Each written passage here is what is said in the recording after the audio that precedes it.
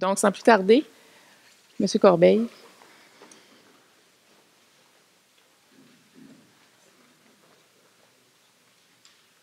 Alors, bonjour tout le monde. Merci. Vous me demanderez, vous serez indulgent avec moi. J'ai un petit rhume, donc je vais essayer de garder la voix jusqu'à la fin.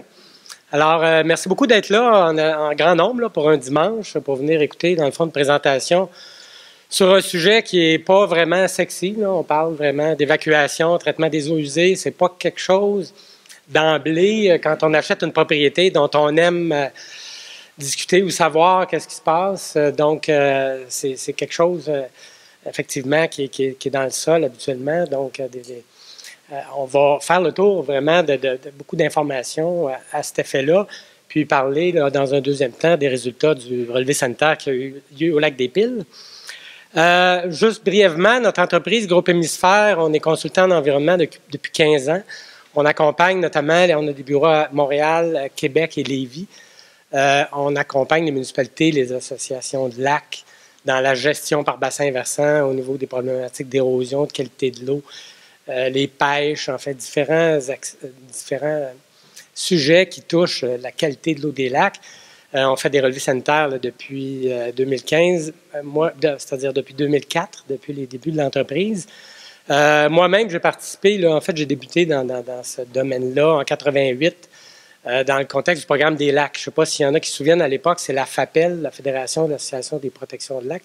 Je me souviens que le lac des Piles faisait partie, à l'époque, de ce programme-là du ministère de l'Environnement, où on documentait les bandes riveraines, les installations septiques. Déjà, en fin des années 80, début 90, c'était un programme très, très proactif. Là. Je sais que le lac des Piles était déjà actif à ce moment-là. Puis on va voir effectivement que ça a porté fruit avec les résultats.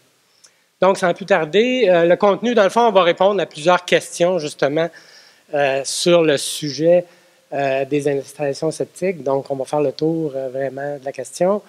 Tu peux y aller. Donc, pourquoi parler des installations septiques? Évidemment, à l'échelle d'un bassin versant, d'un lac, il y a différents éléments qui viennent affecter la qualité de l'eau. Évidemment, les engrais, les choses qu'on utilise, tout développement du territoire à l'échelle du bassin versant va générer des nutriments. Évidemment, on va parler ici beaucoup de phosphore, notamment, là, parce que c'est une des problématiques qu'on retrouve beaucoup dans les lacs.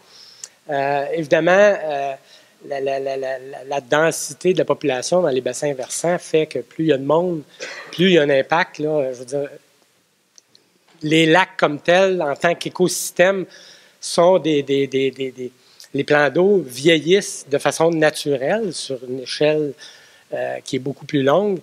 Évidemment, l'arrivée de l'être humain autour des lacs a fait qu'il y a une eutrophisation qui est accélérée, ce qui fait que notre occupation des rives crée un impact, puis crée évidemment un enrichissement, donc plantes aquatiques, algues bleu-vert dans certains cas. Évidemment, le cumul du nombre de propriétés fait qu'il y a un impact sur les lacs. Évidemment, ça a un impact également sur les pêches, sur les habitats au niveau de la faune, de la flore. Donc, les impacts sont multiples. Je pense que vous en avez entendu beaucoup parler ces dernières années. Depuis, en fait, même 2007, on a beaucoup parlé d'algues bleu-vert.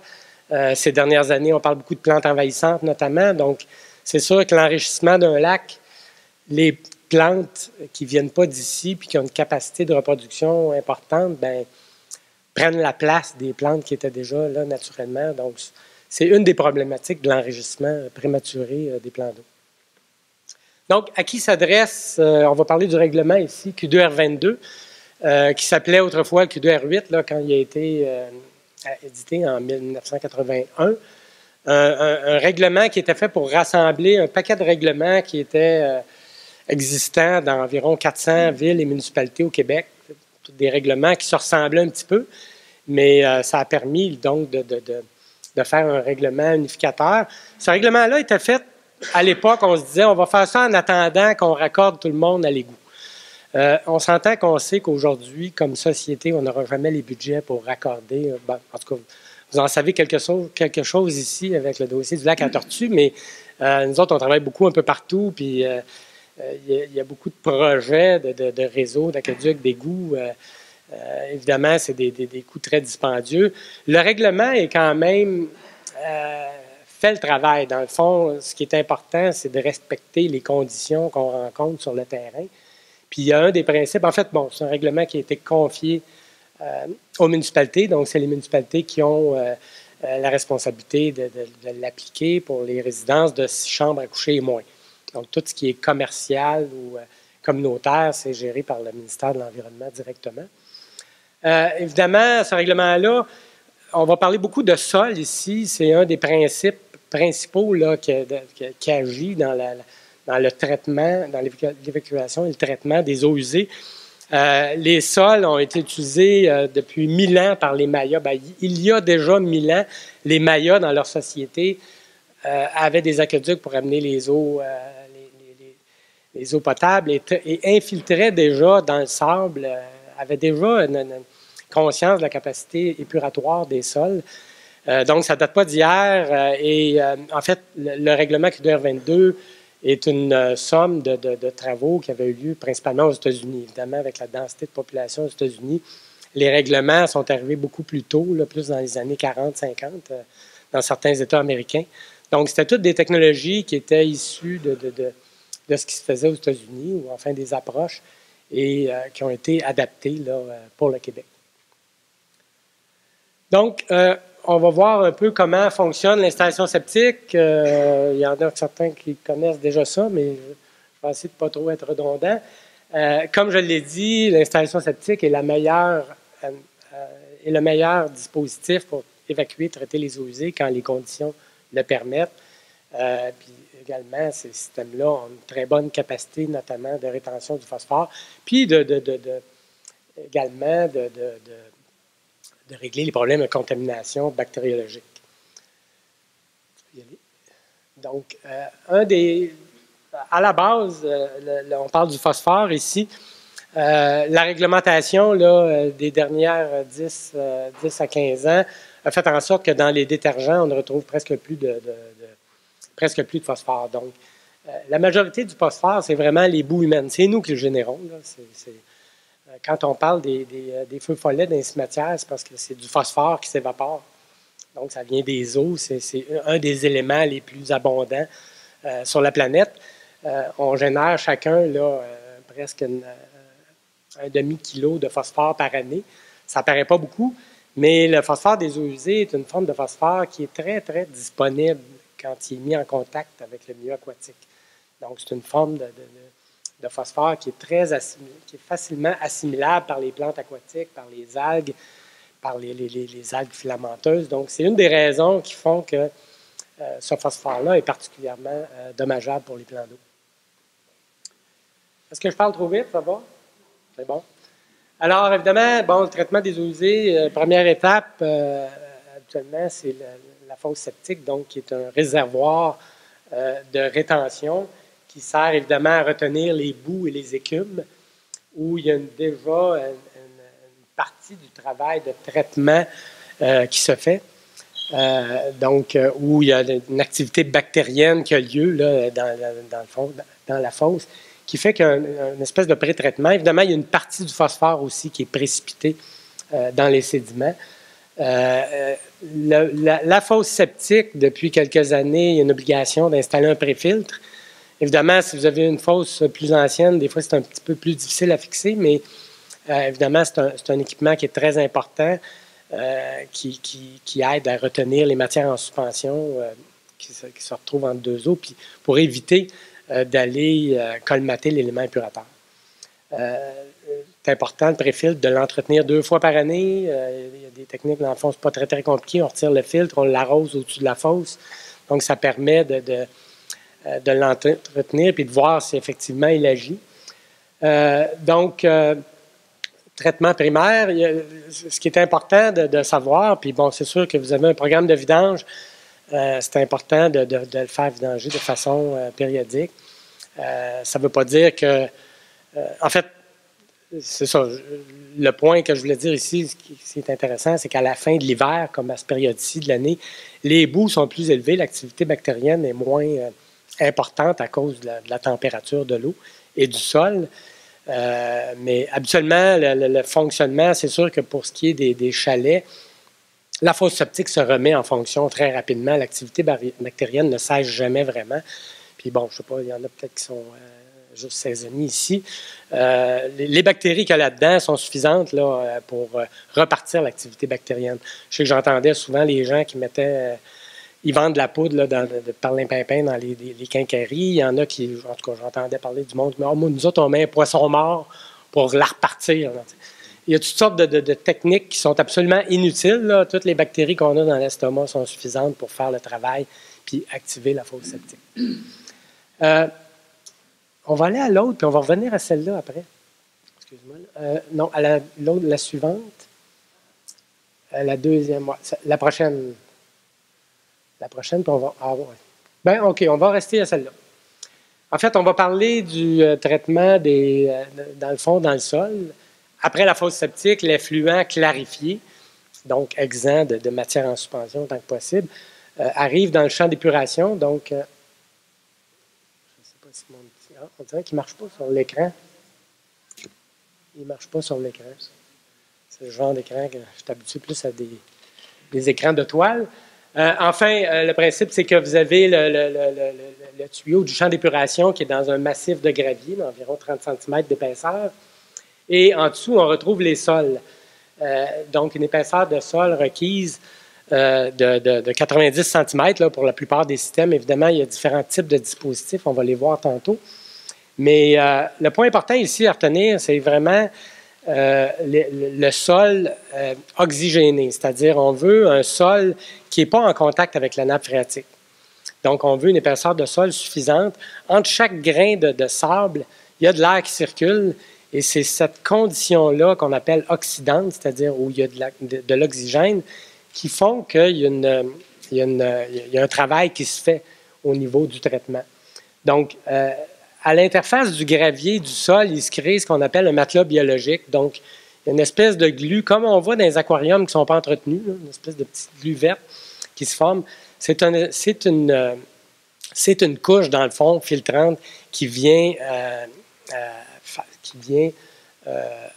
intercepter les bactéries, qui vient déjà faire un traitement secondaire au niveau des bactéries, donc qui vient diminuer la pollution microbienne ainsi que la pollution organique. Donc, il y a une partie de la couleur et des matières en suspension, évidemment, qui sont retenues au niveau du matelas. On l'appelle le matelas biologique, dans le fond, à l'interface du sol. Donc, il y a déjà un travail qui se fait.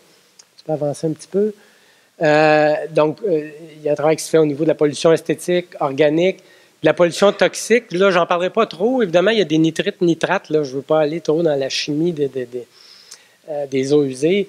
Il y a une certaine nitrification qui se fait, mais les eaux usées, en fait, les sols ne sont pas faits pour traiter les nitrates là, à 100%. Je n'embarquerai pas dans les mécanismes, mais il y a quand même un certain travail qui se fait à ce niveau-là.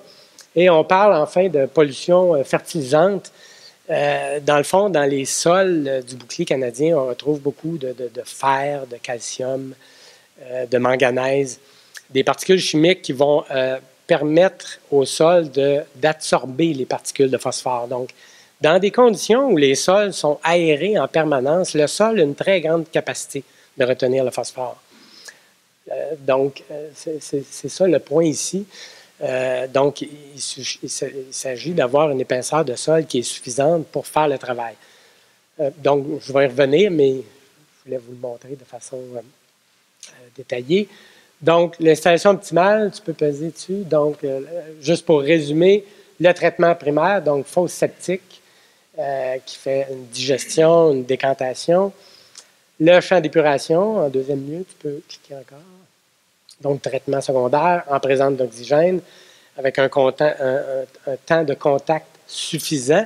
Puis, un des aspects qui est intéressant de retenir ici, c'est que les sols ont une capacité de retenir du phosphore pendant 100 ans. Dépendamment, évidemment, de la perméabilité. Là. Évidemment, il y a des sols qui sont plus perméables que d'autres. Des sols peu perméables vont retenir le phosphore de façon plus importante parce qu'il y a plus de particules de sol. Ce qui fait que ça ne fonctionne plus à un moment donné, c'est vraiment côté hydraulique. C'est qu'à un moment donné, le champ d'épuration se colmate progressivement. Puis c'est au niveau hydraulique que ça flanche. Donc, un champ d'épuration va durer... Évidemment, 2 familles semblables dans les mêmes conditions, ça peut durer 20 ans. Une autre famille, ça va durer 30 ans. Les habitudes alimentaires, les habitudes de consommation d'eau, il y a énormément de choses qui viennent influencer la durée de vie d'un élément épurateur. Mais habituellement, il va vous le dire quand il ne fonctionne plus. Là. Bon, il y a un regorgement, des problématiques vraiment au niveau hydraulique. L'eau ne s'écoule plus à travers les sols. Évidemment, une bande riveraine en santé, c'est sûr qu'il n'y a pas nécessairement un traitement ou un polissage là, par la bande riveraine, mais il y a quand même une portion des nutriments qui peut être retenue par les racines des arbres et des arbustes notamment. Donc, c'est sûr que c'est un élément quand même important d'une installation septique qui est performante. Alors, c'est quoi les problèmes? Souvent,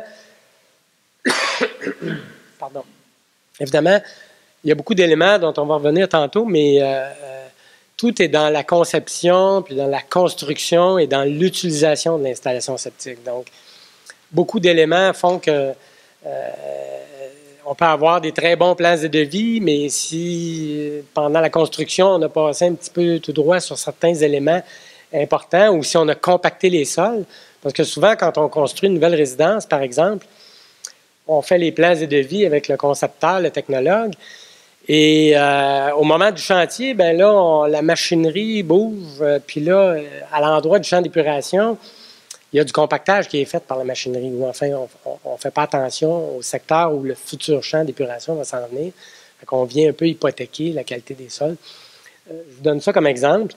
Il y a une certaine époque, là, des années 80-90, c'était les inspecteurs qui étaient responsables de faire la conception, de surveiller. En tout cas, ça ne se passait pas de la même manière dans toutes les municipalités, mais c'était une responsabilité énorme de concevoir et de construire les installations septiques. Donc, souvent, les gens, bon, là, si on prend la partie inférieure, souvent les gens se disaient « Ah, moi, je veux de l'eau dans mon sol, donc baisse-moi donc, tout ça, là, donc baisse-moi la fosse septique. » En rabaissant la fosse septique, évidemment, on voulait rester gravitaire. On baissait le champ d'épuration, donc on se rapprochait de la nappe phréatique. Donc, souvent, c'est des éléments épurateurs qui ont été conçus, malheureusement, pas dans les bonnes conditions. Il aurait fallu que le champ d'épuration soit vraiment plus en surface du sol et qu'il y ait même un petit tertre qui se surélève. Donc, c'est souvent un des problèmes là, dont on va parler tantôt, mais c'est souvent un des problèmes, c'est que les champs étaient trop bas. Évidemment, les inspecteurs faisaient ce qu'ils pouvaient. Évidemment, la formation variait d'une municipalité à l'autre, mais les municipalités ont toujours fait ce qu'ils pouvaient. Il y avait des formations. Évidemment, ce n'étaient pas des gens qui étaient formés pour avoir la capacité de faire de la conception sur chacun des terrains individuellement. C'est la raison pour laquelle il y a certains vices de construction. Évidemment, dans le haut, un des problèmes, c'est souvent les puisards. On va le voir tantôt, il n'y a pratiquement plus de puisards au lac des Piles. Donc, le travail s'est vraiment fait. Dans les débuts de la villégiature, dans les années 50-60, là, souvent, on installait un trou dans la terre, puis on évacuait ça, puis on ne voulait plus rien savoir. Donc, souvent, c'était très bien construit, là, c'était très... ça évacuait, là. Mais souvent, c'était en contact direct avec la nappe phréatique. Donc, la nappe phréatique migre progressivement vers les fossés, les cours d'eau, vers le lac. Donc, ce phosphore-là, à 100%, se rendait dans le lac. Donc, évidemment, les puisards, puis là, je n'embarquerai pas dans tous les droits acquis avec les puisards, mais ça n'a pas sa place autour d'un lac. Je pense qu'en tout cas, je pense qu'à Shawinigan, en tout cas, puis au lac des Piles, ça a été compris, cet aspect-là. Quels sont les différents types, là, pour finir la première partie? Parce qu'un peu plus tard, on va voir qu'il y a certaines non-conformités, il y a certaines propriétés où les installations septiques ne sont pas conformes. Donc, on va voir, il y a une recommandation préliminaire qui est faite là, pour chacune des propriétés. Évidemment, ce qu'on vise, c'est d'avoir un système par infiltration dans le sol. Quand les conditions d'épaisseur de sol et de perméabilité sont suffisantes sur une propriété, bien, on préfère avoir un élément épurateur modifié, donc l'installation la plus répandue, là, qui a été le plus installée. Il y a, ce qui n'est pas montré là, il y a l'élément épurateur classique également, mais qui qui prend beaucoup plus d'espace, mais qui est un champ d'épuration avec des tranchées, comme le champ d'épuration modifié. Il y a évidemment le système de filtre à sable hors sol, qui souvent va nécessiter une pompe, mais qui est quand même un système qui n'est pas trop d'entretien. Et le puits absorbant qui est installé habituellement dans des conditions de sol très épais. Alors évidemment, c'est les dispositifs les moins dispendieux, mais quand les conditions de sol sont présentes. Depuis 1995, évidemment, il y a eu beaucoup d'évolutions au niveau de la réglementation, au niveau des technologies. On a inventé des nouvelles technologies pour venir pallier aux problèmes des propriétés existantes. Évidemment, ça a permis aussi, peut-être un peu paradoxal, ça a permis le développement de nouvelles propriétés. Donc, ça a permis d'avoir plus d'options au niveau de ce qu'on pouvait faire comme évacuation et traitement des eaux usées. Donc, il y a eu plusieurs technologies qui se sont développées. Donc, vous connaissez peut-être le biofiltre EcoFlow, les systèmes Bionest, l'enviroseptique. J'en oublie un, il me semble. Donc, le hydrokinétique. Donc, des technologies qui sont certifiées, qui ont passé le Bureau des normes du Québec, donc qui ont passé les tests au niveau de performance, d'enlèvement bactériologique, ainsi donc de traitement des eaux usées. Ces systèmes-là sont de plus en plus sophistiqués. On a même la possibilité maintenant d'avoir... En fait, avec le système secondaire avancé est un système qui suit la fosse septique, donc qui vient faire un niveau de performance plus accru que les sols, mais ça vient quand même avec des conditions où on doit rejeter l'effluent. Donc, soit qu'on l'infiltre dans le sol avec des conditions qui sont moins sévères qu'un champ d'épuration conventionnel, soit qu'on rejette l'effluent en le traitant, donc en enlevant les bactéries avec une lampe UV. Donc, il y a différents types. Je n'embarquerai pas dans les particularités de chacun de ces systèmes-là, mais c'est rendu assez sophistiqué maintenant qu'on peut retenir même le phosphore des eaux usées là, en amont des lacs et cours d'eau. Donc, ce n'est pas partout au Québec où on peut rejeter l'effluent directement en amont d'un lac là, sans traiter pour le phosphore.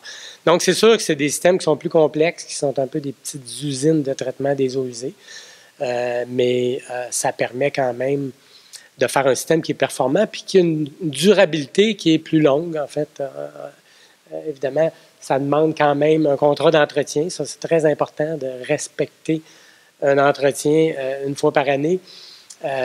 C'est ce qui va permettre la durabilité. C'est des frais qui sont récurrents, mais ça vient vous sauver de l'argent au bout du compte. Si on ne fait pas l'entretien, bien, on peut avoir des problèmes, puis c'est là que ça coûte de l'argent. Donc, c'est important qu'un professionnel vienne vérifier, entretenir les composantes une fois par année. La prochaine. Donc, en solution ultime, quand aucune des solutions, parce que les terrains sont trop petits ou sont localisés sur le roc, il y a vraiment des solutions ultimes où là, c'est la vidange, la fosse de rétention pour les cabinets d'aisance. Et quand on est capable, les eaux ménagères, les envoyer dans un petit champ d'évacuation. Donc ça, évidemment, pour un chalet, ça peut faire la job. Pour un chalet qu'on occupe pas trop souvent, évidemment, ce n'est pas l'idéal pour une résidence permanente, là, parce que c'est évidemment des systèmes qu'il faut vidanger de façon périodique. Donc, il faut faire attention à l'eau, il faut avoir des réducteurs de débit. Je vous dirais que déjà, d'avoir une résidence isolée, c'est une bonne idée d'avoir des chasses d'eau à 2 volumes. Peut-être que vous le faites déjà, là, mais puis d'avoir des réducteurs de débit sur les robinets, sur les douches. Le système, le moins d'eau que vous envoyez, le mieux c'est. C'est-à-dire qu'il est capable de régler certains débits. Puis je vais vous donner un exemple. Si vous mariez vos enfants chez vous, puis vous faites un gros party l'été de 40, 50, 60 personnes, c'est une bonne idée peut-être de louer des toilettes chimiques. Votre installation septique n'est pas faite pour prendre des débits dans une courte période de temps, des débits importants comme ça. Donc, c'est peut-être recommandé effectivement de ne pas surutiliser au niveau des débits les installations septiques quand on a bien de la visite. Donc, ceci termine la première partie. On va aller tranquillement avec les résultats du relevé sanitaire de 2018.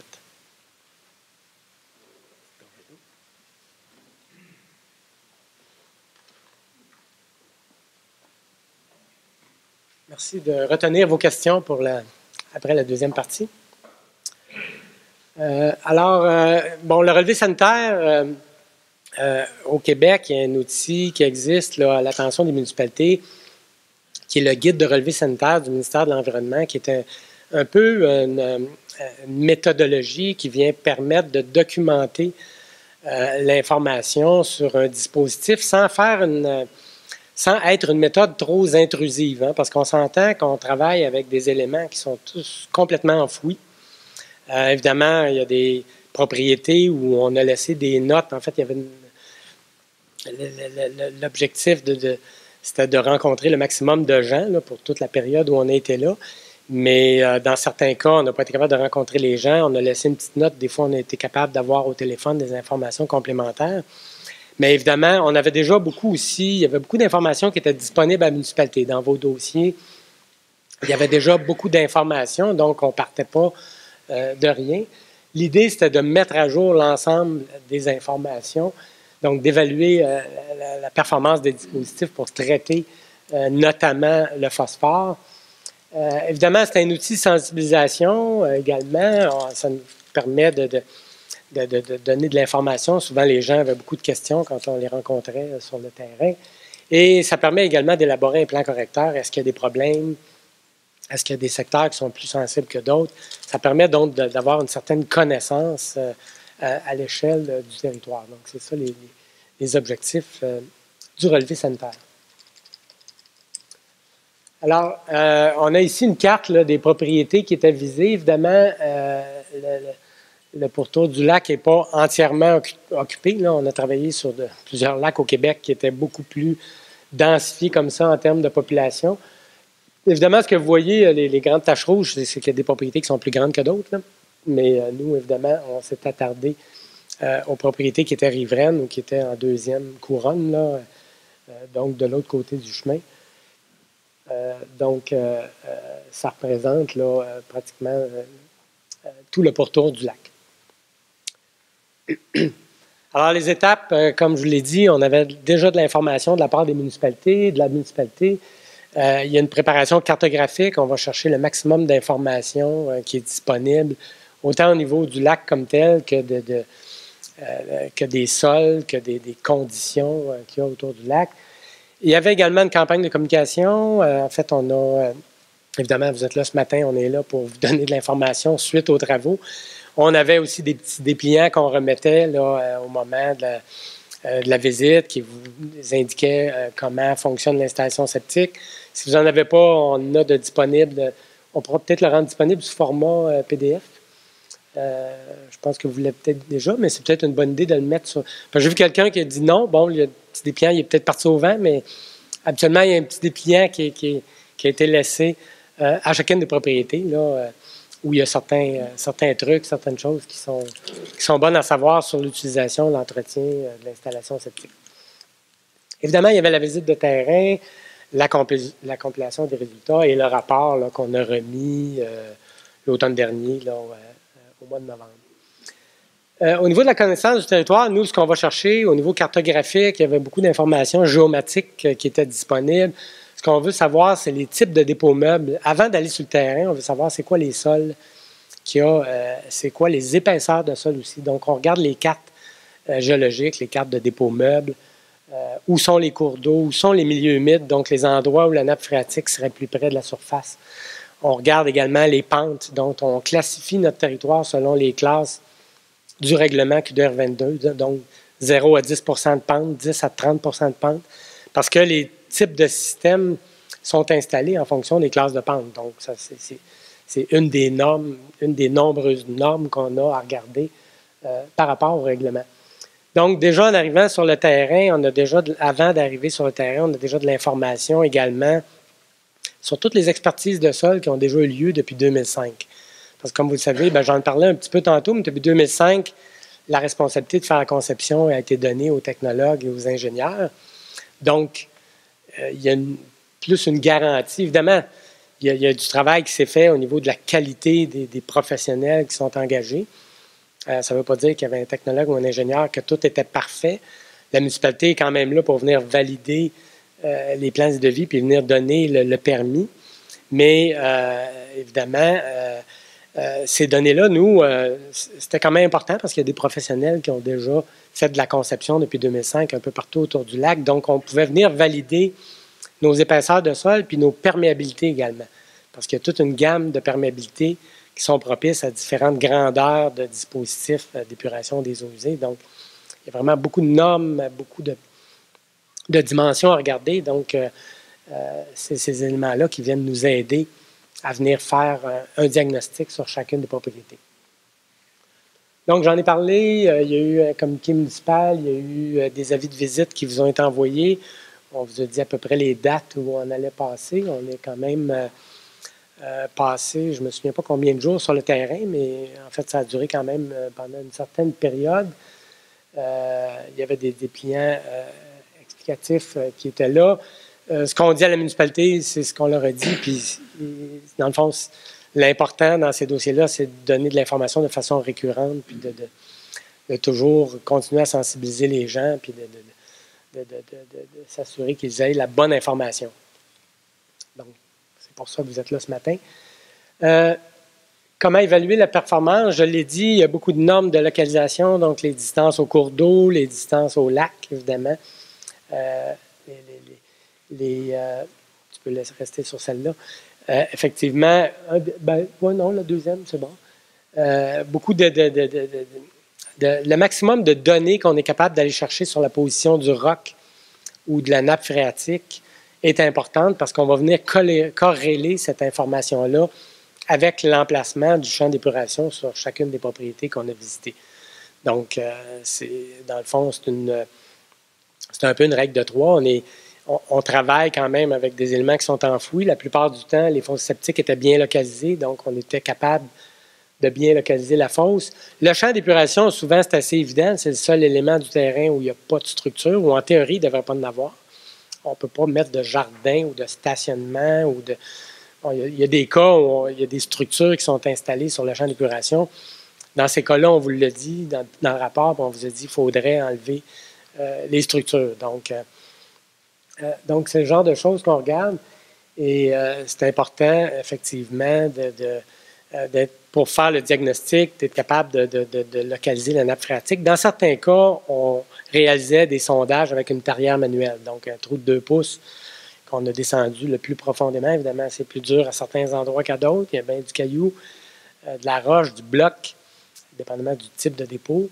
Mais dans certains cas, on était capable, quand on fait un sondage comme ça sur le terrain, on laisse la nappe phréatique se stabiliser. On est capable de mesurer de façon relativement précise la position de la nappe phréatique.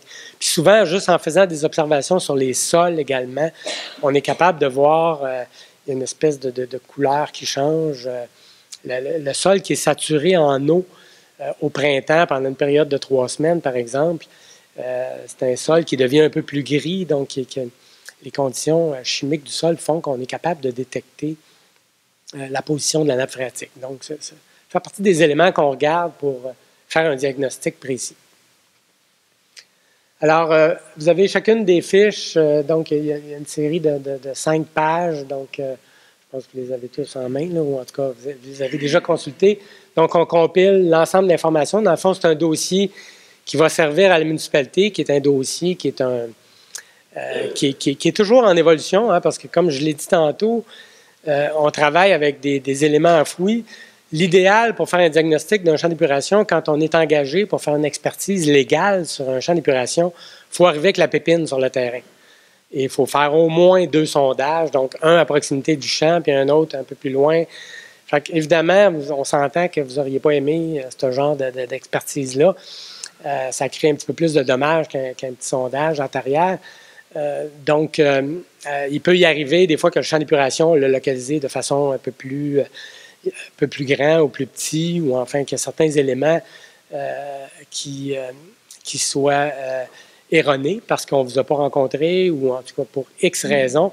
Donc, c'est pour ça que c'est intéressant, dans le fond, de prendre rendez-vous éventuellement avec les services municipaux pour mettre à jour certains éléments. Nous, le point principal ici, c'est que vous soyez capable on va en parler tantôt au niveau des classifications, mais Des fois, certains éléments ou une date qui est erronée ne vient pas nécessairement influencer le diagnostic de conformité ou de performance de l'élément épurateur. Donc, c'est là-dessus qu'il faudra voir. Donc, on a chacun des éléments du traitement primaire. En fait, toutes les observations, les photos sont là pour permettre par la suite de documenter le dossier, donc d'avoir un dossier sur le long terme. J'en ai parlé tantôt, donc on fait une description stratigraphique des sols aux endroits où on a fait un sondage.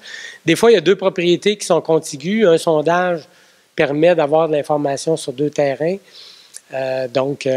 Parfois aussi, le différentiel d'élévation entre le lac et le terrain nous donne un peu un aperçu également du niveau de la nappe phréatique. Donc, c'est le genre d'éléments qu'on va documenter. Dans la 4e page, bien, ça, là, c'est le diagnostic. Quels sont les éléments problématiques au niveau de la fosse septique? S'il y en a. Au niveau du traitement secondaire, est-ce qu'il y a des éléments problématiques? Et quelle est la classification, dans le fond, de l'installation septique? Et quelles sont les mesures correctives qui sont demandées? Et à la fin, il y a toujours un croquis à la main qui reste, qui n'est pas des plans et devis, mais qui donne un aperçu de où sont localisés les éléments pour pouvoir, par la suite, facilement les retrouver si l'inspecteur a à se déplacer sur votre propriété, par exemple, ou en tout cas. Donc, qui vient localiser avec des cotes l'emplacement de la fosse septique et du champ d'épuration.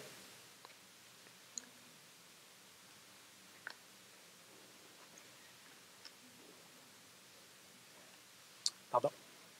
Alors, au niveau des résultats, on parle ici du traitement primaire. Évidemment, ce qui est en bleu, c'est les emplacements où il y a une fosse septique. Donc, j'en ai parlé tantôt, c'est plutôt rare les lacs au Québec où il y a seulement 2 puisards, là, donc 1% des propriétés. Souvent, c'est des processus qui sont très longs à faire remplacer. Donc, on peut dire que le travail est fait, en tout cas autour du lac, là, la majorité des propriétés, 86%, là, a déjà au moins un traitement primaire. Donc, une clarification des eaux usées qui est faite. Il y a une vidange qui est faite aux 2 ans ou aux 4 ans pour les chalets. Donc, c'est déjà une bonne longueur d'avance par rapport à beaucoup de lacs de villégiature qu'on rencontre au Québec où il y a encore beaucoup de travail à faire. À la prochaine. Au niveau du traitement secondaire, bien, là, je ne prendrai pas chacun des types de systèmes en particulier, mais évidemment, les 2 colonnes au centre, ce sont les systèmes hors sol et modifiés. Donc, c'est la majorité des propriétés où il y a eu dans les débuts du règlement QDR 22, c'est la majorité des systèmes qu'on installait d'emblée, même si les conditions n'étaient pas tout à fait rencontrées, c'était le type de système qui était le plus commun. Évidemment, vous avez, là, si on va vers le fond, il y a quand même 23 propriétés, donc 15% de propriétés qui ont déjà un système secondaire avancé, donc les nouvelles technologies qui ont déjà été utilisées là, sur 15% des propriétés. Et il y a quand même un 25%, donc le quart des propriétés qui ont une vidange périodique, donc qui ont un système avec une fosse de rétention. Donc, c'est quand même une grosse proportion, là.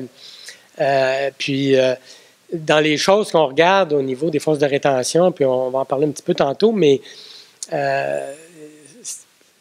beaucoup de... Puis, dans le fond, on présume de rien, mais ce qu'on regarde, ce qu'on essaie de voir, puis ce qu'on met en place avec la municipalité, c'est de voir les niveaux d'eau par rapport à l'occupation de la propriété. Est-ce que la fosse septique est vraiment étanche?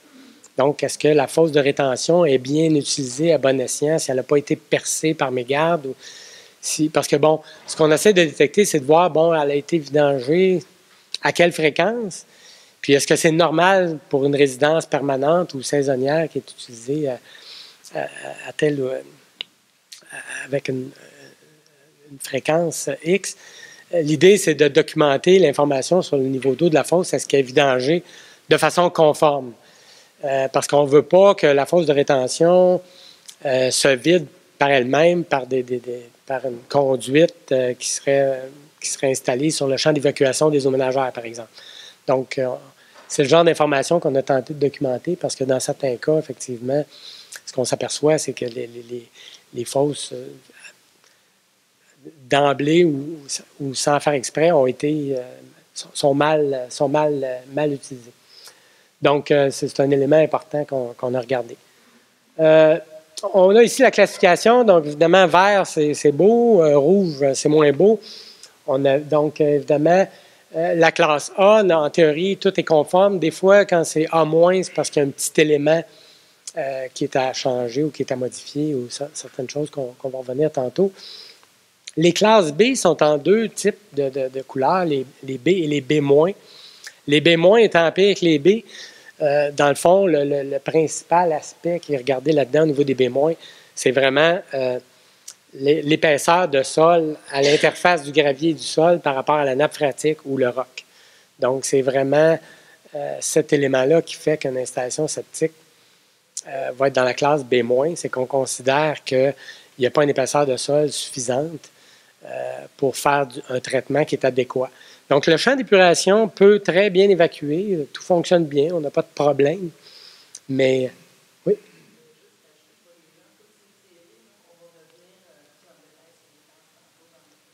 Ah oui, OK, c'est bien. Oui, non, c'est ça, c'est un peu petit, là, ouais, c'est ça. Mais en fait, c'est les critères, là, je veux... Non, c'est ça, effectivement, c'est les critères, ben, dans le fond, là, on a mis plus que moins, là, c'est nous, il y a plusieurs critères, comme je vous l'ai dit, à respecter par rapport au règlement. Ce que je vous dis, c'est les points principaux, c'est vraiment l'épaisseur de sol pour ce qui est des B-. Évidemment, les C, c'est un rejet dans l'environnement. Ou une installation septique qui est rendue à sa fin de vie utile, on a des traces de regorgement, donc le champ d'épuration regorge en surface, ça, c'est le signe que c'est un champ d'épuration qui ne fonctionne plus. Donc, ou des fois, il y a un petit tuyau qui s'en va dans le fossé ou qui est caché un peu. Donc, un système qui est vraiment désuet et qui est à remplacer. Donc, ce qu'on a comme résultat, c'est que, bon, il y a... Ça par contre, c'est la norme. La conformité, là, au Québec, au niveau du règlement QDR 22, c'est rare qu'on dépasse 25-30 %. Donc, qui est en vert ici, là. Vous êtes quand même à pas loin de 40 %, ce qui est quand même bon, là, de façon générale. C'est rare que l'ensemble d'une installation septique est entièrement conforme. Donc, il y a toujours certaines non-conformités. Vous avez quand même, comme je vous dis, pas loin de 40 %. Il y avait 7 propriétés qui démontraient une contamination directe, donc une classe C. Ces propriétés-là, je ne sais pas où ça en est, mais en tout cas, c'est sûr que ces gens-là vont recevoir une lettre. Ils vont devoir remplacer l'installation septique. Il y a eu un constat qui a été fait de non-conformité. Donc, on a une preuve là, que le système contamine, est une contamination dans l'environnement. Les classes B, bien, comme vous le voyez, représentent 52 % des problématiques. Donc, beaucoup de propriétés, on considère les classes B comme étant moins dommageables pour l'environnement parce qu'il y a quand même une certaine épaisseur de sol. Parce que dans la littérature scientifique, après 30 cm de sol, il y a déjà 80 % du traitement qui est fait au niveau des nutriments notamment. Donc, puis au niveau bactériologique. Donc, on considère quand même qu'il y a un certain travail qui se fait. L'installation est conçue pour un nombre de chambres à coucher où il y a 2 personnes par chambre à coucher. Donc, vous savez, hein, c'est des ingénieurs qui ont fait ça, donc c'est surdimensionné déjà. Donc, on ne prend pas de chance, donc c'est déjà dimensionné pour plus de personnes qu'il y en a déjà dans la résidence. Mais donc, les classes B, ça reste des non-conformités. Souvent, c'est des pentes, c'est des distances qui ne sont pas respectées. Donc, il y a plusieurs critères. Les critères dans votre rapport sont identifiés, les raisons pour lesquelles vous avez une classification qui est B ou qui est B-. Il y a un 16 % de B-, donc 25 propriétés, où là, on considère qu'il n'y a pas l'épaisseur de sol, puis que c'est aussi contaminant, dans le fond, qu'une nuisance directe. Dans le fond, c'est une question de temps. Si le champ d'épuration est en contact avec la nappe phréatique, si le lac est à 50 mètres, bien, la nappe phréatique, elle, selon la pente, il y a un gradient hydraulique. C'est une question de temps avant que la goutte d'eau se rende au lac. Et c'est un panache, dans le fond, d'eau usée, de phosphore notamment, qui se crée puis qui migre progressivement vers le lac. Donc, ce champ d'épuration-là, on considère qu'il est à remplacer. On vise là, dans le plan correcteur qu'on a fait pour la ville. Et c'est la raison pour laquelle, parce que dans le guide du ministère, ils font juste les classes A, B, C. Nous autres, on préfère mettre des B et des B-, parce qu'on ne veut pas demander à tout le monde de remplacer son installation septique. Les B, on considère que quand même, je veux dire, à un moment donné, l'installation septique va arriver à sa fin de vie utile, puis elle va devoir être remplacée, parce que les conditions ne sont pas optimales. Mais on laisse passer le temps, là. Il n'y a pas d'obligation dans ce qui a été fait, là, dans ce qui a été demandé avec vos rapports. Donc, ici, ce qu'on retrouve, là, c'est donc 5 de C et 16 de B-, où là, il y a une obligation de remplacement. En tout cas, c'est comme ça c'est ce qu'on a recommandé dans notre rapport. Alors, quoi faire? J'en ai parlé. Tantôt, on fait une recommandation préliminaire. Évidemment, vous allez devoir faire des plans de vie pour ceux qui ont une installation à remplacer. C'est sûr que malheureusement, souvent, la grandeur des terrains et les conditions font qu'on ne peut pas installer un champ d'épuration standard. Donc, il n'y a pas beaucoup de recommandations qui ne sont pas, qui ne visent pas un système de traitement secondaire avancé. Et dans certains cas, donc il y en a 11 propriétés. Dans le fond, ça, c'est des nombres. Donc, il y a 11 propriétés où on recommande du secondaire avancé, puis 12 propriétés où il va devoir y avoir un traitement tertiaire, donc un polissage de l'effluent au niveau des bactéries puis au niveau du phosphore. Donc, évidemment, plus une chaîne de traitement qui est longue, plus le système est dispendieux, évidemment. Donc, c'est dans la majorité. Il y a quelques recommandations pour des fosses scellées, là, dans les cas, surtout de résidences qui sont saisonnières. J'en ai parlé tantôt, nous, ce qu'on a remis, c'est de l'information qui permet à la municipalité de faire un suivi au niveau des vidanges. Donc, une installation, une fosse de rétention qui n'a pas été vidangée depuis 3 ans, bien, on a des doutes un peu là, qu'il y a peut-être des problèmes. Donc, c'est le genre de choses que la municipalité, dans le fond, on a comme mis l'emphase sur certaines propriétés où la fréquence de vidange n'apparaissait pas appropriée, notamment pour des résidences qui sont permanentes, là, donc qui sont habitées à l'année. Une fosse qui n'est pas vidangée souvent, c'est pas normal. Donc, il y a une vérification qui a été faite à cet effet-là. Au niveau des exemples de correctifs mineurs, c'est pour les classes A-, là, ce que je vous disais. Donc, des fois, il n'y a pas d'accès pour le couvercle parce qu'il faut qu'il y ait un accès en permanence. Donc, il ne faut pas qu'il y ait d'arbustes, il faut semer de la pelouse aussi. Paradoxal, ça peut se paraître, là, ce qui est le mieux, c'est vraiment de la végétation herbacée. Il peut y avoir des herbes, mais on ne veut pas d'arbustes ou d'arbres avec des racines qui viendraient hypothéquer le champ d'épuration. Pardon? Oui. Ben, les mauvaises herbes, c'est pas grave, effectivement. C'est ça. Les herbacées, peu importe, ça peut être du gazon. Ben, en tout cas, ce qui est plus facile, c'est le gazon. Là, c'est ce qu'on retrouve de façon plus standard.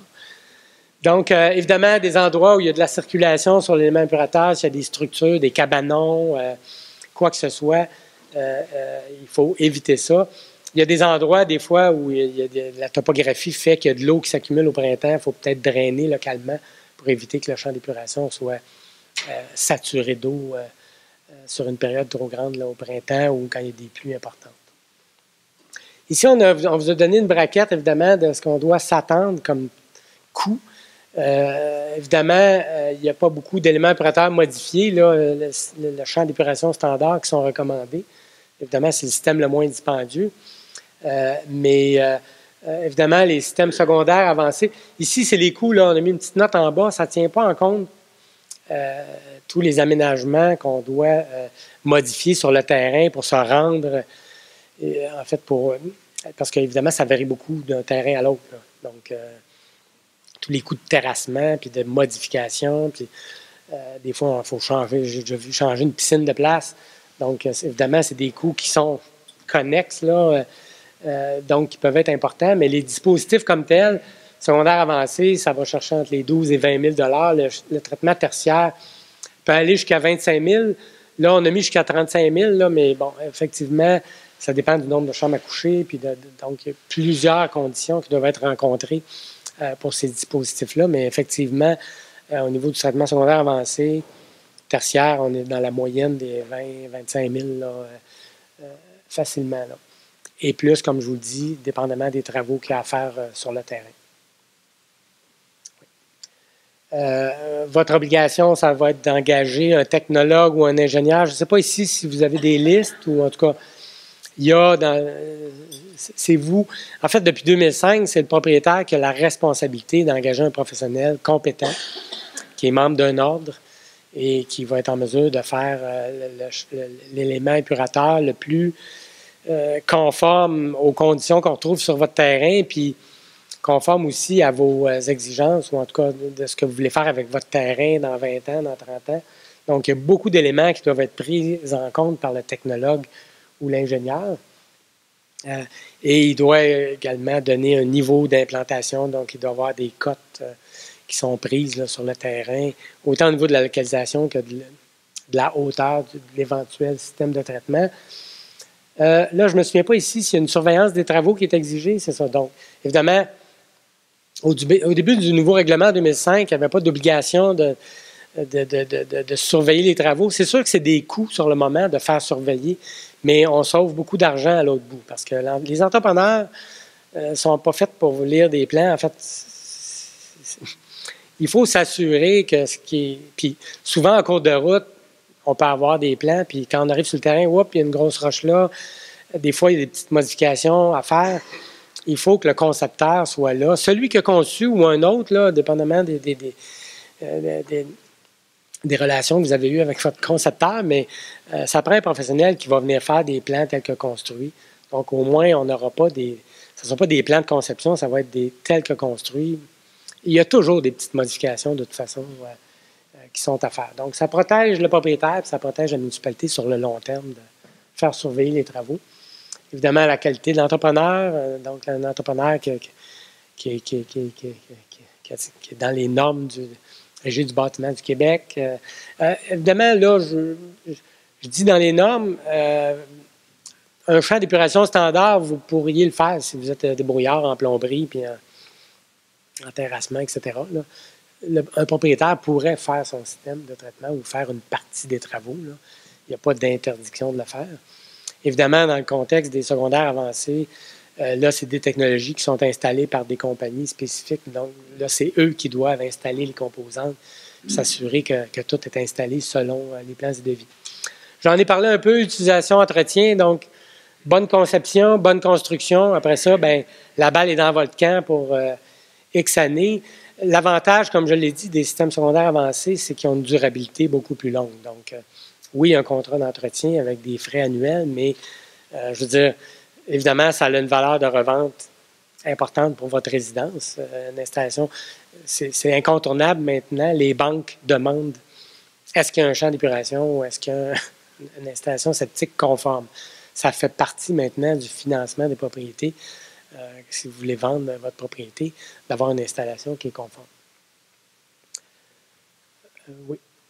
Donc, en résumé, ben, c'est ici que ça se termine. Ça fait déjà quand même 1 heure que je parle. On a d'autres petites choses par la suite. Merci d'être là. Évidemment, la qualité de votre installation septique va augmenter la valeur de votre propriété. C'est des coûts, des aménagements qui sont à prévoir là, sur moyen et long terme. La municipalité va être là pour venir vous appuyer là, dans vos dossiers individuels par la suite. Il y a toujours des petites choses qui sont à préciser dans chacun des dossiers. Ça va être la municipalité qui va faire le suivi sur le remplacement de votre propriété, de votre dispositif de traitement. Donc, j'espère que ça a été clair. De toute façon, on va passer à la période de questions. Merci beaucoup. Ah.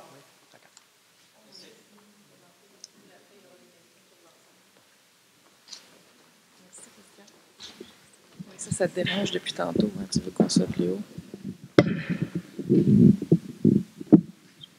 Ça va-tu? Comme ça? Oui. OK.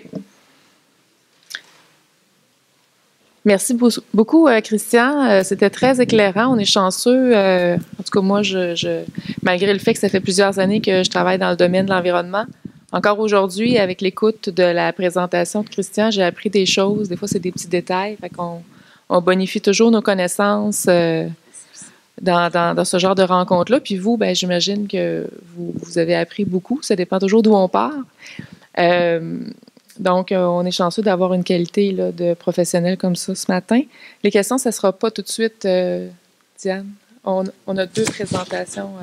Ça ne sera pas tellement long, par contre, là, mais pour le monsieur, le micro, ça va peut-être être long. Donc, dans le fond, il reste 2 éléments qu'on voulait quand même présenter pour finaliser votre compréhension du projet de mise en conformité des installations septiques. Moi, je vais vous parler de l'éco-prêt, en réalité, qui va vous soutenir là, au niveau financier dans votre projet de mise en conformité, que ce soit un remplacement ou une modification, des fois une mise aux normes. Là, il y a certaines possibilités aussi à ce niveau-là de financement. Puis comme je le disais tout à l'heure, Savoyenne va venir présenter, elle, plus le volet réglementaire. Il est arrivé à plusieurs moments où M. Corbeil, dans le fond, mentionnait, bien là, ici, il faudra peut-être remplacer. Nous, on fait des recommandations. Fait que vous comprenez que le consultant fait des recommandations de non-conformité, puis ensuite, la municipalité, nous, on a l'obligation d'aller vers le citoyen pour lui dire, voici ce qui est exigé. OK? Donc, c'est le volet là, que Savoyenne va venir nous présenter. Donc, pour ce qui est de l'éco-prêt, qu'est-ce que l'éco-prêt? Donc,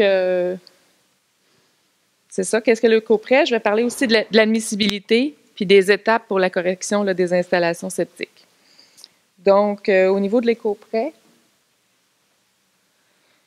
donc ce sera un financement qui, pour la mise en conformité des installations septiques, en réalité, ça va être un prêt remboursable via le compte de taxes. Donc, l'avantage qui est proposé, c'est d'avoir les taux de financement des municipalités qui sont souvent quand même pas mal plus bas là, que des prêts là, pour un prêt personnel. Donc, et ce prêt-là va être étalé sur 15 ans et assimilé au compte de taxes. Évidemment, c'est volontaire. C'est si vous désirez vous prévaloir de ce programme-là. C'est ça qu'on va présenter, les différentes étapes. Donc, au niveau de l'admissibilité, c'est assez simple. En fait, vous devez présenter une source de contamination pour l'environnement pour remplacer votre installation septique. Fait que ça, c'est le relevé sanitaire qu'on vient de faire. Fait que ça, c'est une condition d'admissibilité. Donc, on ne peut pas, pour une nouvelle installation, construire une nouvelle maison. Ce n'est pas admissible à l'éco-prêt.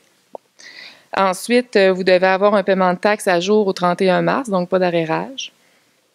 Et ensuite, les travaux devront être terminés pour recevoir le prêt sur présentation des factures et des documents requis. Ça, je vais le présenter tout à l'heure, c'est qu'est-ce qu'on veut.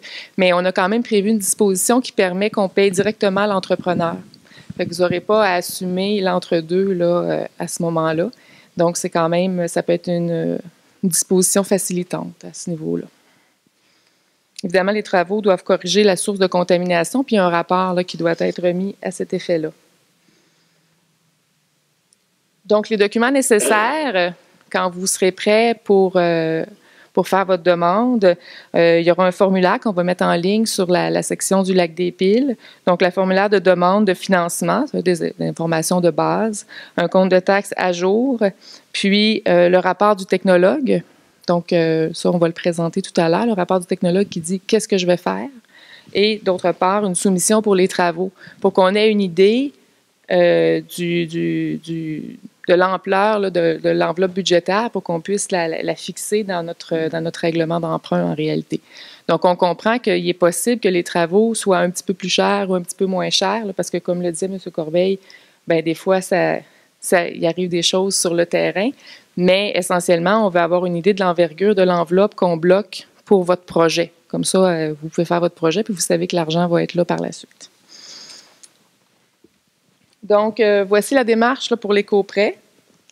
Donc, on reçoit votre demande de financement. On fait une entente de financement préliminaire avec une simulation de paiement. Donc, on va vous dire, bon, bien, en fonction de ça, ce serait ça vos paiements sur 15 ans avec les taux qu'on pense avoir. Ensuite, on présente au conseil municipal, c'est parce que toute demande de prêt ou de subvention doit être approuvée par un conseil municipal. Et donc, à ce moment-là, c'est passé par résolution. Donc, on va avoir une liste là, de tous les gens qui veulent présenter leur demande pour l'éco-prêt. Donc, en résolution, et c'est là que ça approuve le financement. Ensuite, vous faites vos travaux. Il y a une émission du rapport de conformité de l'installation septique. Puis, vous faites votre demande de paiement à la ville avec un formulaire de reddition de compte, vos factures, ainsi que votre demande d'émission de chèque Et donc, à ce moment-là, on peut payer, comme je vous le disais, directement l'entrepreneur ou vous. Ça va être un aspect qui va être à cocher là, dans le formulaire. Et donc, on confirme le montant de l'éco-prêt, puis ensuite, c'est intégré à votre compte de taxe. C'est sur 15 ans.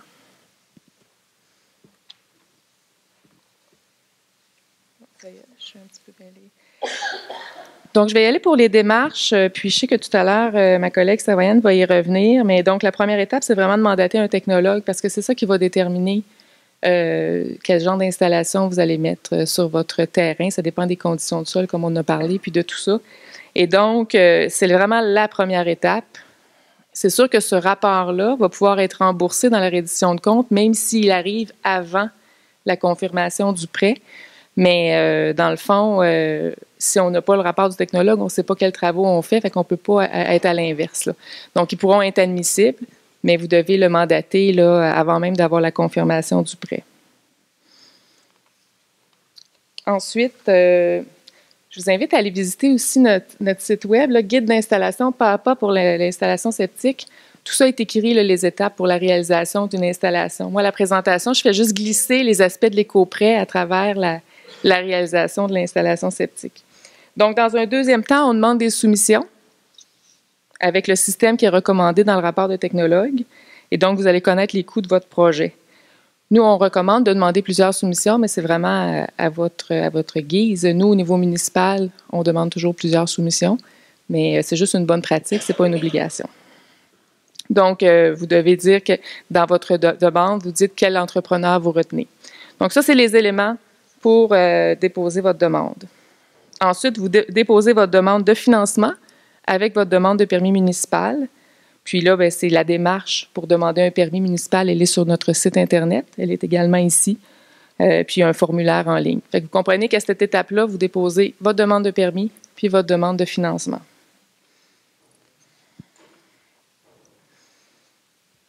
Donc, une fois qu'on a émis le permis puis qu'on a confirmé le financement, vous réalisez les travaux.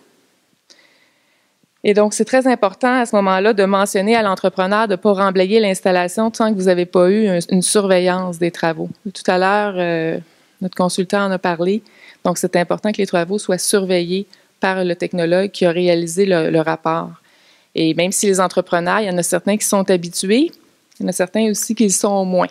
Et donc, là, je vous invite à la vigilance. Et donc, de ne pas remblayer l'installation tant que ce n'est pas inspecté.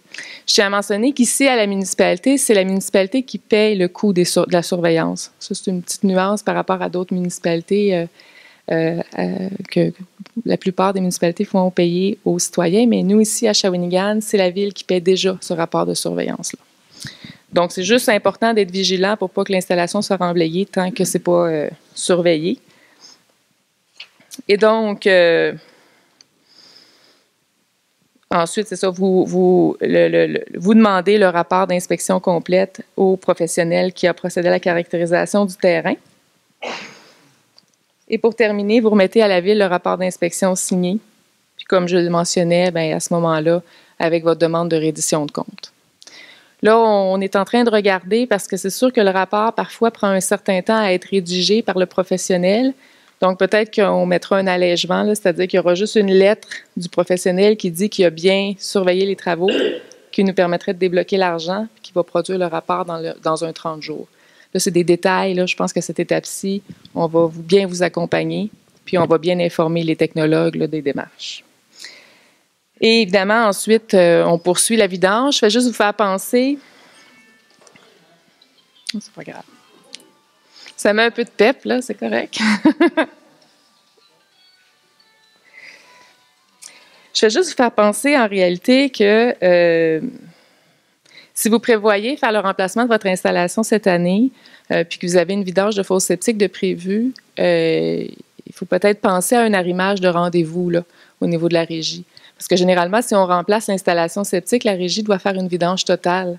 Alors, si vous avez une vidange à réaliser, peut-être vaut mieux la retarder ou changer le rendez-vous pour ne pas payer 2 fois, dans le fond, la vidange là, durant l'année. Mais ça, on peut vous guider aussi là-dedans. Là.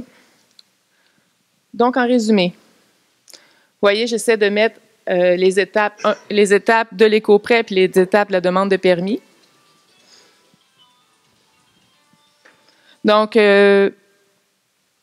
étape 1 et 2, rapport technologue et soumission en premier. Ensuite, on fait notre demande de prêt avec notre demande de permis. On a une entente de financement préliminaire. Ça passe au conseil. On confirme le financement. On confirme le début des travaux. Ensuite, on fait bien inspecter. On fait la reddition de compte et on dépose le rapport. Fait que normalement, tout ça est arrimé là, pour que ça fonctionne puis que vous ayez accès à votre prêt rapidement. Donc,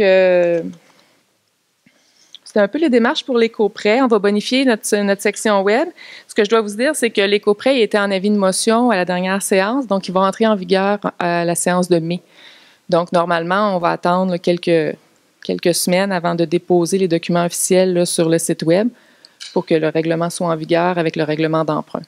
Donc, c'est les petits délais là, dont je voulais vous parler, mais pour l'instant, de toute façon, la première étape, on se rappelle, rapport de technologue. Donc là, maintenant, c'est pour terminer, dans le fond, notre rencontre. Puis ensuite, il y aura la période de questions. Donc, c'est Savoyenne Sheehan-Willett qui va nous présenter plus le volet, l'accompagnement réglementaire avec vos obligations. On comprend que le consultant a produit des rapports techniques, mais maintenant, l'accompagnement doit se faire par les municipalités. Et donc, la personne qui tient tout ça entre ses mains, c'est Savoyenne. Et donc, d'ailleurs, on va en parler tout à l'heure, sûrement que tu vas en parler, mais c'est sûr qu'on va fonctionner par prise de rendez-vous hein, pour comme si vous avez des questions plus techniques puis tout ça.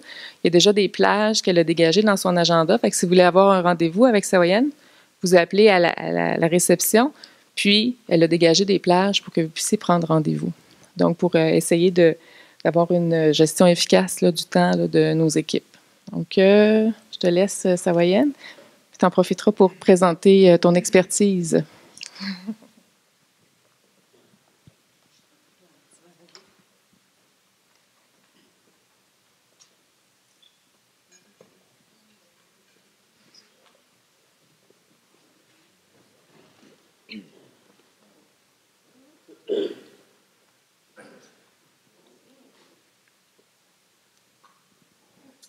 Donc, bienvenue à tous. Certains parmi vous me connaissent. Donc, je suis sur le territoire de Shawinigan depuis plus de 20 ans. Donc, ça fait 15 ans, je n'ai même pas nommé mon nom, Savoyenne Sheehan. C'est ça, je suis sur le territoire depuis longtemps. Je suis native du coin. Et puis, je suis dans les installations sanitaires depuis plus de 15 ans. Donc, c'est un peu familial, mon histoire dans les installations sanitaires. Et puis, j'ai été moi-même technologue pendant plusieurs années. Donc, ceux qui font les plans, là, donc je l'ai fait moi-même pendant plusieurs années. Donc, d'emblée, je vais vous dire, il y a une partie des inspections qui a été faite par hémisphère, une partie par mois, et d'autres qui ont été exemptées. Je vous expliquerai un peu plus loin pourquoi. Donc, en premier lieu, on va parler de la classification. On revient. C'est certain qu'il y a des éléments qui vont revenir par rapport aux deux autres présentations. On ne peut pas éviter, c'est tout lié un à l'autre. Et il y aura la présentation des étapes et délais, probablement ce qui vous intéresse le plus. Donc, prochaine. Donc, comme tantôt, la classification, je vais le mettre un peu plus... je vais le détailler. Bon, on va commencer par les A-. Je vais juste vous dire, comme je disais, il y a des installations, des propriétés qui ont été exemptées. Donc, on parlait tantôt de l'arrivée en 2005 des technologues et des ingénieurs. Donc, tout ce qui a été fait après 2005 ont été exemptés de l'inspection. Ça ne veut pas dire qu'ils ne seront pas inspectés dans les prochaines années non plus. Mais c'est certain que ces systèmes-là, pour la grande majorité, comme on disait tantôt, c'est des secondaires avancés, donc sont déjà suivis par les fabricants et par la municipalité, là. Donc, les 2005 et plus sont des AA. On les appelle AA là, parce qu'ils ont été inspectés hors de tout doute. Ce n'est pas comme dans le temps, comme M. Corbet expliquait, que c'était un inspecteur municipal qui était peut-être plus ou moins à l'aise avec ça. Eux, comme que je disais, c'est ça, ils ont eu des rapports, ils ont eu des tests de sol et ils ont été inspectés par le professionnel ou par une firme là, qui était professionnelle aussi, qui était connaissant de la matière. Les installations, la classification est faite en fonction du règlement en vigueur présentement. Donc, il a évolué avec les années. Il a été modifié plus de 7 fois, ce règlement-là, depuis 1981. Et la classification est en fonction du lac. Hein, c'était le principe même. C'est en fonction du lac, la performance pour l'effet qu'ils ont sur le lac. Donc, il y a certains éléments qui sont plus pour votre santé, je vais les nommer, là. Donc, dans les A-, entre autres, on parle, comme M. Corbet disait, c'est certain qu'il y a plusieurs autres critères, là. Ça, c'est les critères principaux qu'on a ressortis. Par contre, il y en a d'autres qui viennent jouer en ligne, là, qui viennent être pris en compte là, pour des fois, on va avoir plus d'éléments, donc on va se ramasser avec un B ou un B-. Ça dépend du nombre et du type d'éléments qui a été ressorti. Pour ce qui est du A-, j'aimerais spécifier, on parle entre autres de la distance avec l'eau potable. Donc, si votre puits et votre champ d'épuration est trop près l'un de l'autre, ça reste quand même un A- pour le lac, car ça n'a aucune incidence sur le lac. Par contre, faites attention, si vous avez ça dans votre rapport, ça a une incidence sur votre santé, par contre. Donc, un champ d'épuration qui est trop près d'un puits, on parle normalement de 30 mètres, donc 100 pieds, ou 50 pieds dans le cas d'un puits scellé, mais rares sont les personnes au lac des Piles qui ont des puits scellés. Donc, en majorité des cas, c'est 100 pieds. Et 100 pieds, ça inclut aussi votre crépine qui est dans le lac, là, pour ceux qui puisent directement dans le lac. C'est vraiment 100 pieds avec tout, donc aussi le voisin, les voisins. C'est très important parce que c'est justement, c'est votre eau que vous consommez, là. Donc, c'est quand même à considérer si vous avez cette note-là à votre rapport. Donc, pour les nuisances, les B, les nuisances indirectes, comme on disait tantôt, le B- et les B sont des nuisances indirectes, tous les deux. Par contre, on a dit justement, on faisait une distinction un peu parce qu'il y en a qui ont plus d'impact que l'autre. Et c'est, bon, comme je disais tantôt, il peut y en avoir plus qu'un qui fait qu'on change la... Bon, là, je vais y aller vraiment pour les éléments qui ont sorti le plus au lac des Piles. Donc, en premier lieu, ajout ou retrait de sol. Donc, ça, on reste dans les A- et les B, là. Je vais faire le tour des A- et les B, les critères qui ont été sortis. Je vais vous expliquer qu'est-ce qu'il y en a. Donc, ajout ou retrait de sol sur la fosse septique ou l'élément épurateur. Quand on dit élément épurateur, c'est le champ d'épuration. Donc, sur la fosse septique, c'est pas plus de 90 cm ou 3 pieds. Il y a une raison à ça. On parle d'effondrement, écrasement, surtout pour des fosses en polyéthylène, là. Les anciennes fosses ont eu des défauts dans le temps de compaction du sol. Ils s'écrasaient, ils évasaient. Bon, le problème était réglé maintenant avec les fosses en polyéthylène, mais c'est le 90 cm, c'est bien important de ne pas avoir plus que ça. Ça peut être limite, là. On peut mettre juste à peine, mais il faut qu'il y ait au moins du remblai. Et surtout pour les fosses en polyéthylène, je vous dirais, c'est encore plus important. Surtout les fosses noires, ils ont une réaction avec le soleil. Moi, j'ai déjà vu une fosse gonflée. Ça devient quasiment une bombe, là. Fait que c'est important que ça soit remblayé. Aussi pour l'accessibilité. Donc, pour le champ d'épuration, c'est 2 pieds, 60 cm, ni plus ni moins. Il y a une raison à ça. Premièrement, pour ne pas étouffer, on parlait d'oxygénation du champ tantôt. Si on n'en met plus, on risque de l'étouffer. On risque de le colmater. Bien, il ne fera pas son travail adéquatement, donc il peut être en fin de vie plus rapidement. Et si on en met moins, bien là, il y a le risque de résurgence plus rapidement. Il y a aussi le risque bien sûr, du gel, surtout pour les chalets. Ensuite, végétaliser l'élément épurateur. Donc ça, c'est important. Un champ d'épuration, comme on disait tantôt, il faut qu'il y ait des herbacées dessus. Aucun cabanon, aucun jardinage, il n'y a rien, en fin de compte, qui est permis sur un champ d'épuration. Ça doit demeurer seulement herbacé, comme on disait tantôt, mauvaise ou bonne herbe, il n'y a pas de trouble, mais tant que c'est en herbe. Donc, couvercle, prochain point. Couvercle inaccessible ou à étanchéifier. Donc, inaccessible, bien important, ça, c'est pas pour la performance du système, mais c'est pour les personnes qui vidangent. Donc, je sais moi-même, on a plusieurs appels ou plusieurs plaintes de la régie qui dit les couvercles n'étaient pas accessibles. Les gens me disent « Ah, mais je vais être là. » Vos couvercles doivent être accessibles en tout temps. Et en tout temps, je ne veux pas dire déblayés, là. Je veux dire que si on a à accéder, au pire, une petite pelle, mais il faut qu'il soit accessible. Il ne faut pas qu'il soit en dessous d'un balcon, dans une entrée, dans une cave, ou peu importe. De toute façon, les fosses septiques ne sont pas supposés être situés à l'intérieur d'une résidence ou sous une résidence. Et pour étanchéifier, bien sûr, c'est pour éviter qu'il y ait des eaux de surface qui rentrent dans votre fosse septique. C'est des eaux claires qui n'ont pas besoin d'être traitées. Ça apporte beaucoup plus d'eau dans votre installation. Et ça peut engendrer des problématiques, justement, comme on expliquait précédemment. Il y a l'abattage d'arbres, retrait d'arbustes. Donc, il y en a quelques-uns qui vont devoir abattre des arbres autour de leur champ d'épuration. Ou des arbustes. Là. Arbustes, comme on expliquait tantôt, c'est la même chose. C'est le principe des racines qui vont rentrer dans votre champ d'épuration et ça peut bloquer du jour au lendemain. Pour l'avoir vécu là, avec plusieurs citoyens. Même on dit, dans le règlement, c'est 2 mètres. Et 2 mètres, là, je vous le dis, c'est un minimum. Quand on parle, ça dépend toujours de l'essence. Donc, si on parle d'un érable argenté ou un saule, encore là, 2 mètres, là, c'est vraiment pas assez. Donc, mais c'est le règlement. Nous, on exige au moins 2 mètres. Donc, pas d'arbre à moins de 2 mètres, pas d'arbre par-dessus, bien sûr. Ça va endommager. C'est pas pour la protection du lac. Encore là, c'est la protection de votre système. Donc, c'est bien important si vous voulez qu'il dure plus longtemps. Ensuite, remplacer toilette 1,5 litres. Ça, c'est spécifiquement pour ceux qui ont des vidanges périodiques qu'on parlait tantôt, les systèmes à 2 fosses. C'est obligatoire par le règlement. C'est 1,5 litres. Vous allez me dire, mon Dieu, c'est petit. C'est ce que le règlement exige justement pour diminuer. Et ça diminue, veut pas, les coûts. Pour ceux qui ont ces systèmes-là, ils savent que les coûts sont assez chers pour ces systèmes-là. C'est un système qui n'est pas cher à l'achat.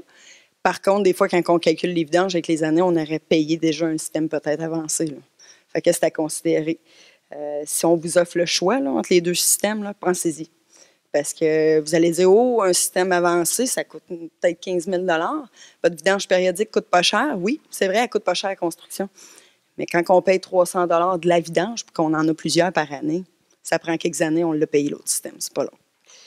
Donc, puis c'est un système encore plus performant que celui-là. Puis aussi, c'est le trouble de devoir toujours vérifier ces niveaux, ces choses-là. Donc, c'est ça. Remplacer la toilette, certains, ça va être votre cas.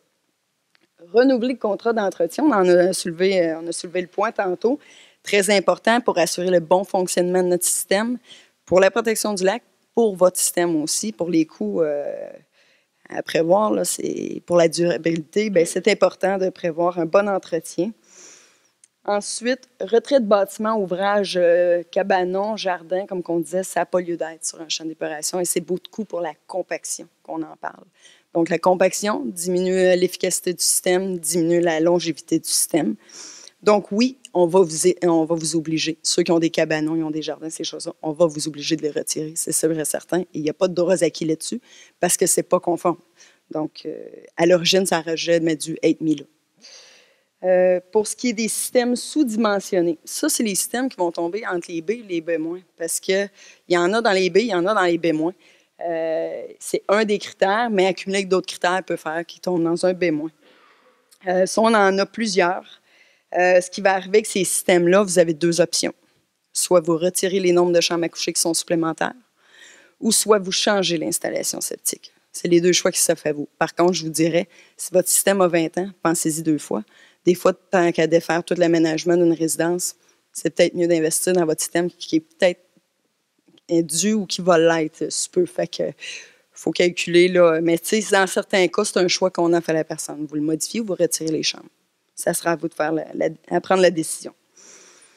Non-respect de permis, bien là, si on en a plusieurs, on voit que des permis qui ont été émis surtout dans les années 90, là, début 80, ça a été inspecté, mais c'est pas nécessairement, il n'y a pas eu de respect du permis. Des fois, ça peut être des petites banalités. On ne demandera pas, mettons que la fosse est trop proche. Il y a juste la fosse qui est trop proche du bâtiment. On ne demandera pas de changer pour ça. Là. Ça n'a aucune incidence sur le lac. Mais quand on voit justement que les épaisseurs ne sont pas respectées ou les distances avec le lac, c'est certain qu'on va vous demander de le changer. Parce qu'il y a un impact. Le but de tout ça, c'est vraiment la protection du lac d'eau potable. Donc, les B- et les C. Donc, ceux-là, c'est certainement ceux que les gens sont plus intéressés à savoir. Donc, on les a mis prioritaires, bien sûr. Donc, on parle ici de l'épaisseur de sol. Je vais vous nommer certains points, certains critères. Épaisseur de sol insuffisante sur l'élément épurateur. Inférieure aux 2/3 de l'épaisseur réglementaire. Donc, comme on disait, trop proche soit du roc, soit de la nappe phréatique ou soit du sol imperméable. C'est la même chose, le résultat est le même. Donc, c'est une distance minimale qu'on doit respecter pour assurer la bonne épuration par le sol. Contact hydraulique entre le dispositif traitement primaire ou secondaire, les eaux souterraines, bon, c'est ce que je viens de dire exactement. Les fosses septiques en métal ou puisard. Les fosses septiques en métal, même il y en a en fibre de verre aussi. Je dis fibre de verre, je vais revenir là-dessus. Là. Mais les fosses en métal, ils ont été acceptées jusqu'en 98 de mémoire. Par après, ils ont été retirés. Ça a été prouvé qu'ils pourraient, ils corrodent, merci. Ils corrodent, donc ils perdent avec le temps. Donc, c'est des systèmes que ça ne se fait plus depuis 1998 pour ces raisons-là. Donc, les personnes qui ont des fosses en métal, c'est certain que vous devez la changer. Et pour votre information, peut-être je devance, mais pour votre information, dès que vous modifiez une installation septique, peu importe la modification, à part changer des couvercles, c'est à peu près la seule exception, mais pour toute modification sur une installation septique, ça prend un permis. Pour avoir un permis, ça prend un rapport de technologue. Donc, si vous changez juste la fosse, ça prend quand même un rapport de technologue. C'est obligatoire et c'est un règlement provincial. Donc, on ne peut pas déroger de ce règlement-là. C'est comme ça à travers le Québec. C'est comme ça, c'est stipulé. Donc, si vous apportez des modifications, vous dites, je fais juste changer ma fosse, bien, il va falloir prouver aussi que l'ensemble du système est conforme. Fait que, suite à ça, bon, les C, bon, on en a parlé tantôt, c'est des nuisances directes, donc des rejets, des résurgences. On en a quelques-uns au lac des Piles, malheureusement, mais on les a trouvés. Des fois, les gens ne sont pas au courant. Il ne faut pas croire que tout le monde était au courant et que c'était fait volontairement. Il y en a des gens qui ont été vraiment surpris d'apprendre qu'il y avait ça. Des fois, c'est des nouveaux acheteurs aussi, ils ne sont pas au fait, ils ne connaissent pas ça. Donc, prenez pas pour acquis que les gens savaient qu'ils déversaient ou quoi que ce soit. Ce n'est pas tout le monde qui est spécialisé en cette matière. Donc, pour les B- et les C, encore là, certains critères qui ont sorti, absence de dispositif. Bon, je vous rassure tout de suite, il y avait quelques chalets qui avaient des absences de dispositifs, donc il n'y avait rien du tout, mais il n'y avait aucune entrée d'eau non plus.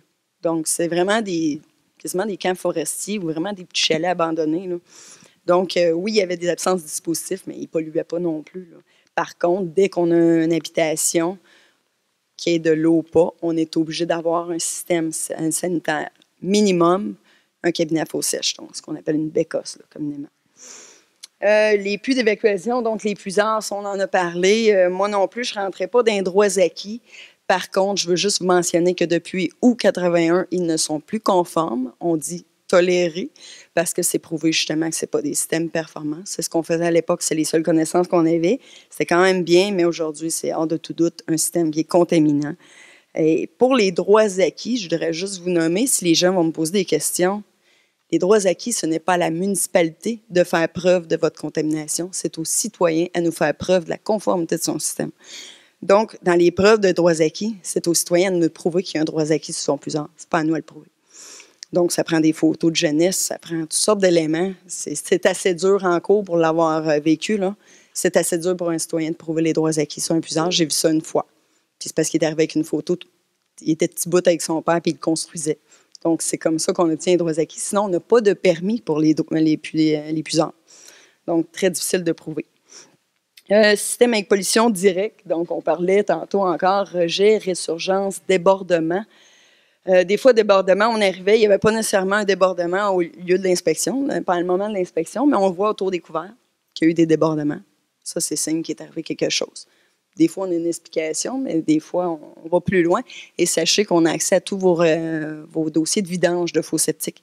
Donc, quand il y a une problématique, la régie nous en fait part et moi, automatiquement, ça l'envoie une inspection ou une enquête, du moins, sur la problématique. Système non sous-mentionné, j'en ai parlé précédemment. Donc, ça sera encore là à votre choix de modifier le système ou de retirer le nombre de chambres. Oui, je voudrais dire aussi le nombre de chambres. Le nombre de chambres, quand on dit chambre, ce n'est pas nécessairement une chambre à coucher.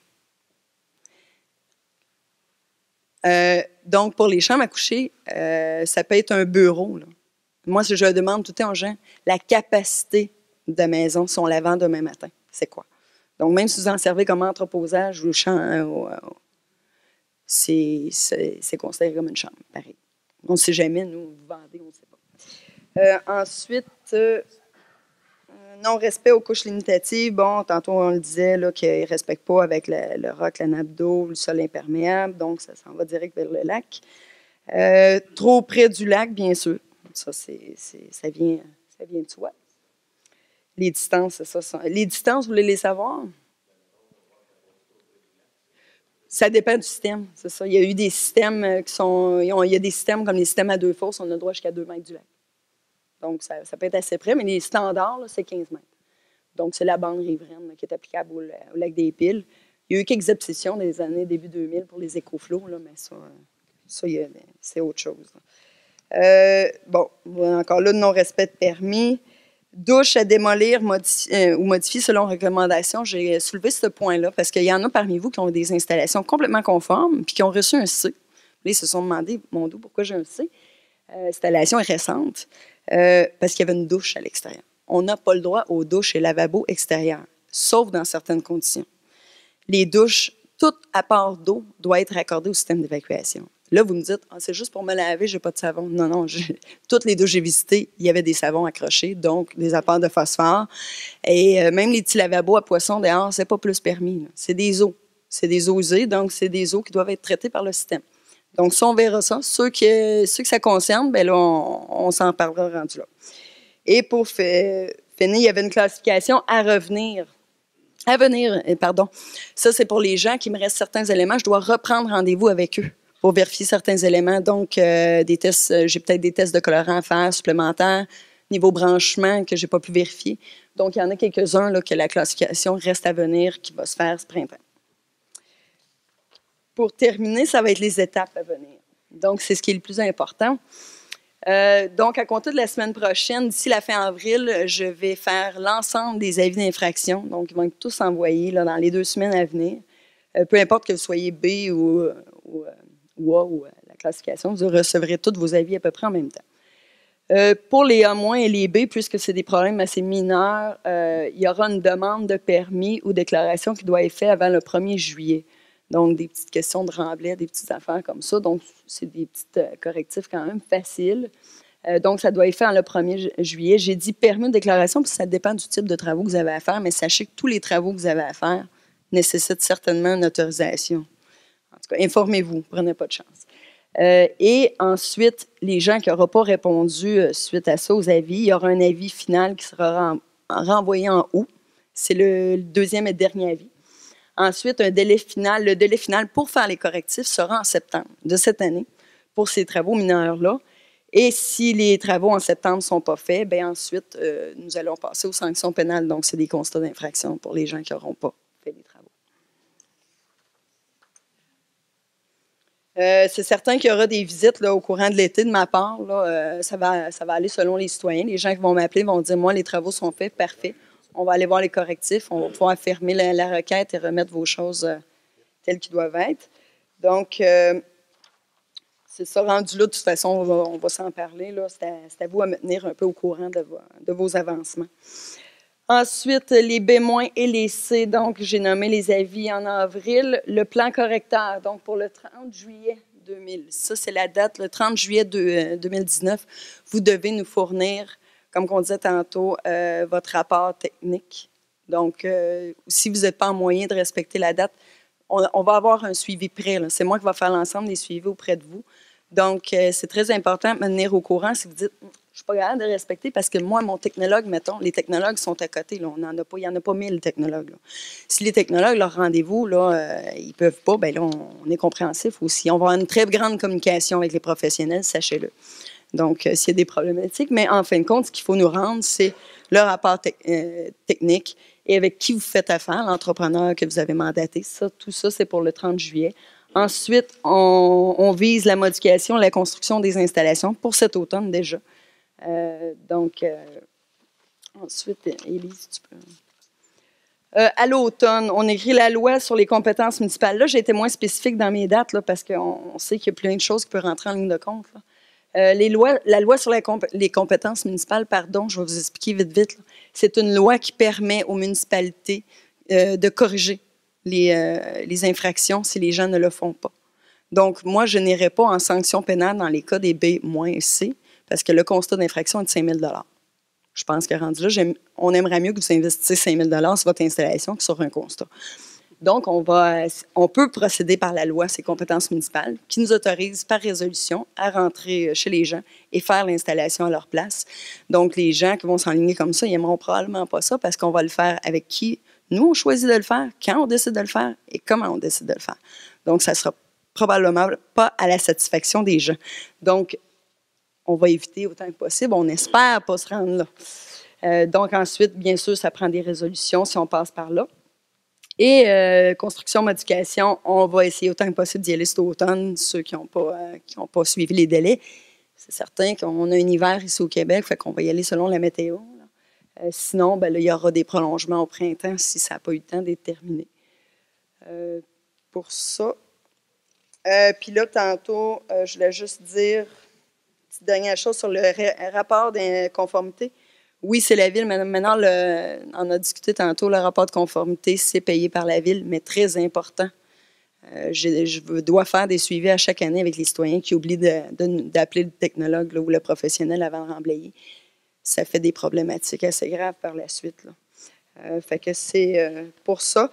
J'ai juste quelques cas spéciaux. On parlait de rejet direct tantôt. Les personnes qui ont été constatées rejet direct, donc nuisance pour le lac, sachez que ces personnes-là, ils ont des délais particuliers que je n'ai pas nommés. C'est des délais beaucoup plus courts.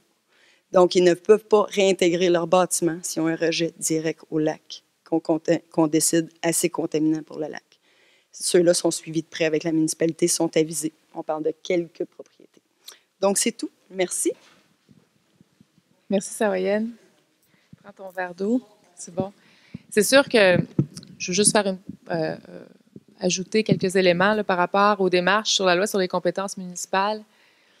C'est sûr que l'objectif de la municipalité, évidemment, c'est ça sortait fort dans le plan directeur, la conformité des installations septiques. C'était l'aspect majeur aussi de problématiques au lac. On l'a bien compris. Puis je pense que la présentation qui a été faite d'entrée de jeu par Hémisphère, même si on est à 30 mètres du lac, c'est un chemin préférentiel qui s'est créé entre un champ d'épuration puis le lac. À ce moment-là, c'est comme si on déverse dans le lac. Fait que c'est sûr que c'est des apports de phosphore importants. Alors, cette action-là, elle est prise en charge par la municipalité. Elle est appuyée aussi par l'association de riverains. Donc, on entame une démarche, puis on a les pouvoirs nécessaires pour la loi sur les compétences municipales pour faire les travaux. Donc, on s'est donné un plan de match. Mais je pense que ce qui est à retenir aussi, que Savoyenne a bien mentionné, c'est l'accompagnement qu'on désire faire auprès des citoyens, puis de rester en contact. Dans le fond, si on reste informé des démarches, un plan correcteur, c'est un plan de match. Tu sais, vous dites, bon, ben moi, le technologue va venir finalement en août. Je prévois demander des soumissions, et etc. Si vous avez un plan correcteur bien établi, ben la Ville est collaborateur aussi là-dedans. On va accueillir ça. Là. Je voulais juste... Parce que nous aussi, finalement, il y a Savoyenne qui va être là, mais on va essayer d'être en interaction rapide, mais il va falloir aussi répondre à tout ça. Donc, je pense que ça va être un travail d'équipe avec le citoyen là, à cette étape-ci. Donc, on vient de compléter notre 2 heures ensemble. Je vous remercie beaucoup de votre attention, de votre réceptivité. Tous les documents seront disponibles sur le site Web. On peut prendre rendez-vous avec notre spécialiste en appelant à la réception. Puis, on vous souhaite bonne chance dans la réalisation de vos travaux.